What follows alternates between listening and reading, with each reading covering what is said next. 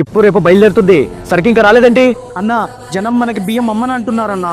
ఆ రేషన్ బియ్యానికి 10 రూపాయలు సరిపోతాటనా? కిలోకి 11 రూపాయలు ఇస్తానని చెప్పు. కిలోకి 4 రూపాయలు కాదు 5 రూపాయలు ఇస్తా. షిప్ బయలుదేరుతుంది అక్కడ, తొందరగా లారీకి ఎక్కించండి బియ్యాన్ని. ఏంట్రా 5 రూపాయల?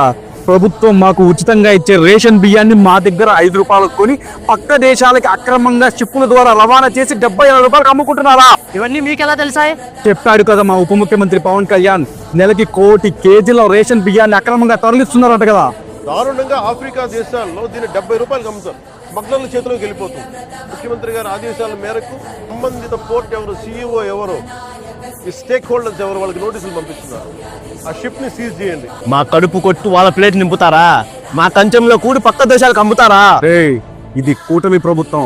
ఇక్కడ తప్పు చేయాలన్న ఆలోచన వస్తే మా మంత్రి నారా లోకేష్, మా ఉప ముఖ్యమంత్రి పవన్ కళ్యాణ్, మా ముఖ్యమంత్రి చంద్రబాబు గారి నుంచి ఎవ్వరూ తప్పించుకోలేరు.